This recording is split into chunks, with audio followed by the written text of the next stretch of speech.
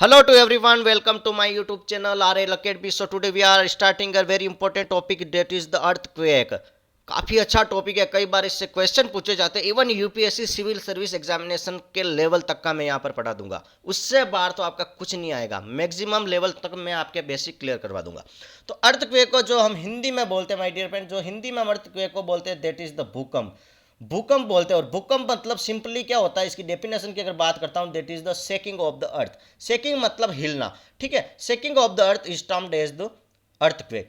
तो यहां पर मैं अगर बात करूंगा, सबसे पहले जो स्टार्ट करने वाला हूं इंट्रोडक्टरी पार्ट से, और इंट्रोडक्टरी पार्ट में कहता है कि an earthquake is the result of, ध्यान से सुनना, ये क्या कह रहा है, इसकी डेफिनेशन पे जाना। ये डेफिनेशन कहता है कि N earthquake is the result of sudden release of energy in the earth crust that create a seismic wave। मतलब कह रहा है कि अर्थ का जो क्रस्ट होता है ना, क्रस्ट में सडन एनर्जी रिलीज होती है। सडन एनर्जी रिलीज होती है और उन एनर्जी से एक तरह की वेव निकलती है, ठीक है। वेव निकलती है, एनर्जी रिलीज होती है, उन वेव को हम बोलते हैं that is the seismic wave. उन वेव को हम क्या बोलते हैं, सिस्मिक वेव। और सिस्मिक वेव को जो अपन मेजर करते हैं that is by the seismograph. Seismograph से मेजर करते हैं। समझ में आ गया। तो अर्थक्वेक को हम किससे मेजर करते हैं, सिस्मोग्राफ से, क्योंकि अर्थक्वेक के केस में कौन सी वेव निकलेगी, सिस्मिक वेव। और सिस्मिक वेव को सिस्मोग्राफ से मेजर करेंगे, ठीक है। Seismic wave is directly related to seismograph. Point clear है, ओके।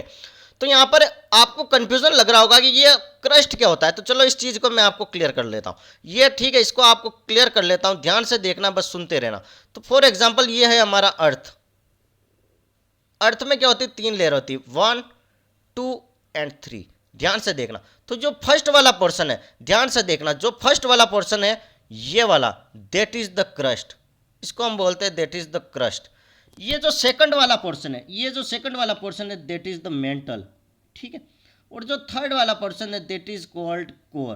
तो क्रस्ट, मेंटल एंड कोर, ठीक है। तो अर्थ के लेयर, तो जो ये भूकंप आता है ये क्रस्ट के कारण आता है। क्रस्ट में कुछ हलचल होती है, इस कारण ये क्या होता है, अर्थक्वेक आता है। क्लियर है, डेफिनेशन से क्लियर है, इंट्रोडक्टरी पार्ट आई थिंक आपको क्लियर है।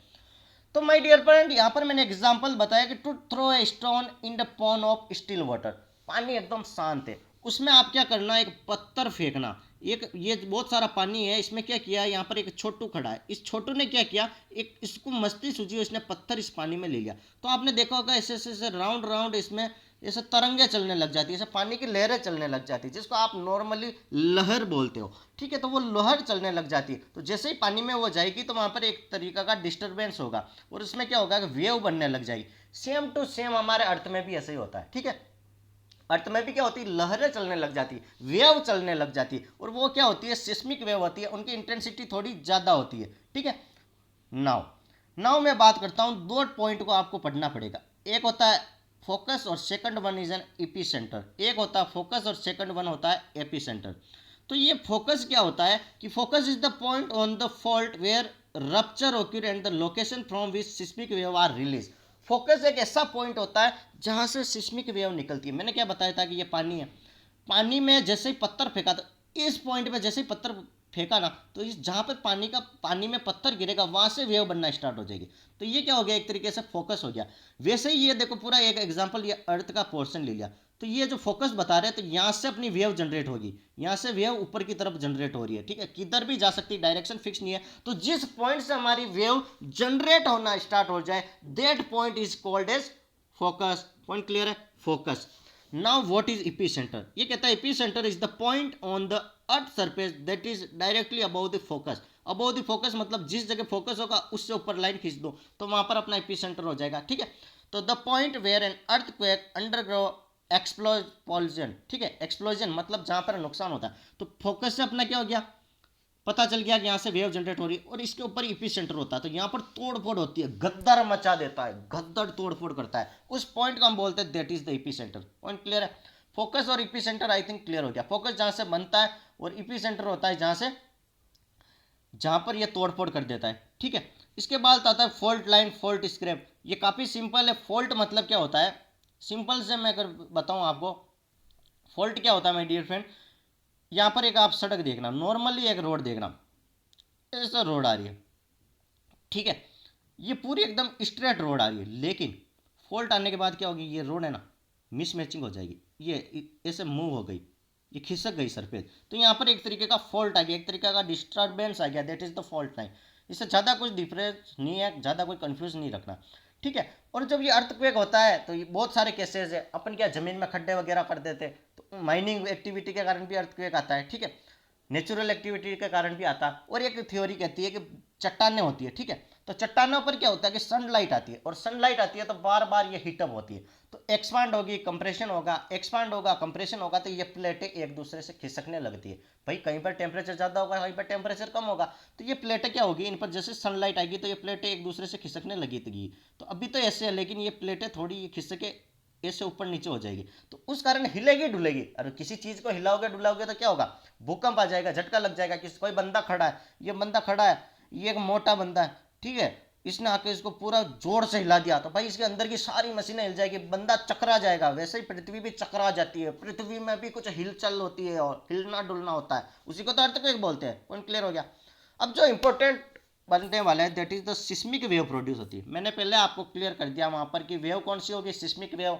किससे मेजर करेंगे, सिस्मोग्राफ से। अर्थक्वेक क्या है, शेकिंग ऑफ द अर्थ, जिस पॉइंट से बनना लग जाए फोकस, उसके ऊपर जहां पर तोड़ फोड़ गद्दर मचा दे वो क्या हो गया, एपी सेंटर। ओके, अब ये होती है वेव, बॉडी वेव, और एक वेव होती है that is the surface wave. Body wave और सरफेस वेव, पॉइंट क्लियर है, बॉडी वेव और सरफेस वेव। तो बॉडी वेव क्या होती है माय डियर फ्रेंड, बॉडी से जनरेट होती है, अर्थ के सरफेस, अर्थ के क्रस्ट से जनरेट होती है, that is the body wave, ठीक है। और सरफेस वेव के बारे में मैं फिर पढ़ूंगा। Surface wave is directly related to the rocks, समझना, समझ में आ जाएगा।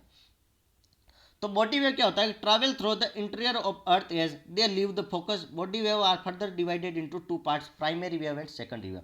मैंने आपको अभी फोकस का एक एग्जांपल बताया था, फोकस का एक डिस्कस किया था कि जहां से वेव जनरेट होना स्टार्ट हो जाए। तो बॉडी वेव वही है कि जिस पॉइंट से, जिस बॉडी से स्टार्ट हो जाए उस वेव को हम बोलते हैं बॉडी वेव। और फर्दर क्या होता है, मैंने बताया था सरफेस वेव, अगर यही वेव जनरेट होकर किसी चट्टान से जाकर टकरा जाए, ठीक है, समझना इस चीज को, इस कंसेप्ट को दिमाग में लगाना कि ये फोकस है, यहाँ पर से वेव जनरेट हो रही है, ये अपनी चट्टान है, तो ये यहाँ पर जाकर चट्टान से टकरा जाती है और चट्टान में तोड़फोड़ कर देती है। और चट्टान में अगर कहीं भी तोड़फोड़ होगी तो बहुत सारा नुकसान होगा। चट्टान में अगर किसी पत्थर पर आप हथौड़ा मारोगे तो पूरा आसपास की, आपने देखा होगा धरती हिलने लग जाती है, देखा होगा जमीन में पत्थर और जोर जोर से उस पत्थर पर मारोगे तो आसपास हिलने लग जाता है। तो वैसे ही कहता है कि जब ये बॉडी वेव किसी चट्टान से जाके गुजरेगी, चट्टान में क्या होगी, गद्दर मचेगी, बहुत सारी तोड़फोड़ मचेगी, और बहुत सारी तोड़फोड़ मचने के कारण क्या होगी, टूट-फूट होगी, और उसी से ही ज्यादा नुकसान होता है। तो सबसे ज्यादा नुकसान बॉडी वेव से नहीं होगा, किससे होगा, सरफेस वेव से होगा। तो बॉडी वेव दो तरीके की होती है, प्राइमरी वेव और सेकेंडरी वेव। तो प्राइमरी वेव तो ये देखो आपका दिख रहा है, और सेकेंडरी वेव में ऐसे ऐसे चल रही है, ऐसे ऐसे दिख रहा है ना यहाँ पर, प्राइमरी वेव डायरेक्ट चल रही है और सेकेंडरी वेव ऐसे ऐसे हिल डुल के चल रही है। तो प्राइमरी वेव का एक एग्जांपल है that move in the direction, इसी डायरेक्शन में चलती है। लेकिन सेकेंडरी वेव कहता है कि परपेंडिकुलर चलती है, ऐसे परपेंडिकुलर चलेगी, और ये प्राइमरी वेव इसी की डायरेक्शन में चलती जाएगी। पॉइंट क्लियर है, डेफिनेशन पूछी जाती है यहाँ से, क्लियर हो गया, ठीक है। So we are discussing about the primary wave. Primary wave are high frequency, short wavelength, longitudinal wave. Longitudinal मतलब इसके लेंथ के अकॉर्डिंग मूव करेगी, मैंने अभी बताया ना, ये इधर जा रही तो इसी की डायरेक्शन में जाएगी, ठीक है। तो जो प्राइमरी वेव जाती है ये सॉलिड, लिक्विड और गैस सब में जाएगी, सॉलिड, लिक्विड और गैस तीनों में चलेगी, तीनों में ट्रेवल करेगी, ठीक है। Now come to the second wave that is the secondary wave. Secondary wave travel slower than the primary wave. Primary wave बहुत फास्ट चलती है, लेकिन जब बात करते हैं सेकेंडरी वेव की तो ये धीरे धीरे चलती है। इनकी क्या होती है, इसकी स्पीड, इसकी वेलोसिटी कम हो जाती है, ठीक है। प्राइमरी मैंने बताया that is the longitudinal wave, और सेकेंडरी कहता है कि ट्रांसफर से, भैया ये इधर चल रहा है ना, तो हमारे ऐसे परपेंडिकुलर चलेंगी, हम क्या करेंगे, परपेंडिकुलर चलेंगे, that is the secondary wave. हम किसी चीज़ों में विश्वास नहीं करते, ये प्राइमरी वेव चल रही है तो हम परपेंडिकुलर चलेंगे, प्राइमरी ने कहा मैं उसी डायरेक्शन में चलूंगा।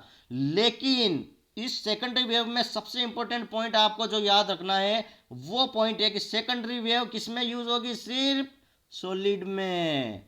ये क्वेश्चन जरूर बन सकता है कि सॉलिड में कौन सी वेव ट्रैवल होती है, प्राइमरी वेव, सेकेंडरी वेव, बहुत कुछ पूछ लेगा। तो आपको क्या कहना है कि प्राइमरी वेव, सेकेंडरी वेव दोनों सॉलिड में तो ट्रेवल करेगी, लेकिन लिक्विड और गैस में ट्रेवल नहीं होती है। क्वेश्चन पूछ लेता है तो सेकेंडरी वेव लिक्विड और गैस में ट्रेवल नहीं होगी, क्लियर है, ओके। और मैंने एक चीज बताई थी, जो प्राइमरी वेव है ये ट्रेवल होगी सॉलिड में, ध्यान से सुनना, ये ट्रेवल होगी सॉलिड में, ये ट्रेवल होगी लिक्विड में और ये ट्रेवल होगी गैस में। सॉलिड लिक्विड गैस दोनों में ट्रेवल होगी।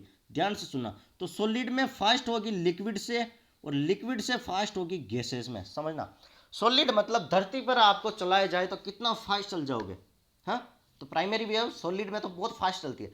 फिर आपको पानी में चला दिया, मैंने कहा पानी में दौड़ जाओ, तो ऐसा लगेगा पानी में पैर रुक रहे हैं, तो लिक्विड, और आपको बोलेंगे हवा में उड़ जाओ, उड़ सकते हो क्या, ऐसे समझना। तो प्राइमरी वेव सॉलिड में ज़्यादा चलती है स्पीड से, फिर लिक्विड में तो हम नहीं चल सकते, तो वेव कैसे चलेगी, और गैसेस में तो बहुत ही कम हो जाता है। ठीक है, और सरफेस वेव के बारे में बात करते हैं। अब जो अपना इंटरेस्टिंग टर्म आ गया, जो सबसे प्रिय टॉपिक आ गया, that is the surface wave. तो कह रहा है surface wave travel parallel to the earth surface and this wave are slowest and most damaging. भाई गद्दड़ मचाती है ना, जो आपको नींद हराम कर देती है, उस वेव का नाम है सरफेस वेव। प्राइमरी वेव तो बेचारी निकल गई, प्राइमरी वेव तो इस पॉइंट पे 3 निकल गई, फोकस से निकल गई, लेकिन यहाँ पर बहुत बड़ा चट्टान है। अब ये वेव जाकर इसको हिट कर दिया, और जैसे हिट कर यार इसमें गद्दड़ तोड़ फोड़ मच गई, और आसपास बहुत सारे घर है, इनमें भैया के हिलने लग गया। यहाँ पर जैसे इस वेव में आई और के भैया हमारे घर वर हिलने लग गए, ये घर हिल हिल कर नीचे गिरने लग गए, नुकसान होने लग गया। तो सरफेस वेव आपका क्या करेगी, नुकसान करेगी। आई थिंक आपको ये चीज क्लियर हो गया होगा अर्थक्वेक का। ठीक है, ओके।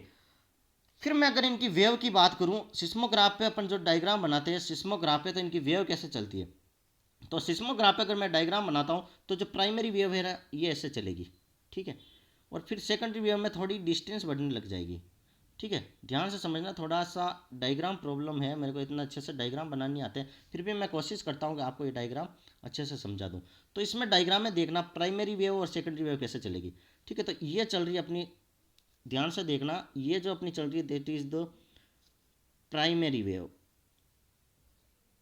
ठीक है, ये प्राइमरी वेव चल रही है ये। फिर मैं आ जाता हूँ that is the secondary wave. ठीक है, सेकेंडरी वेव क्या करेगी, ऐसे।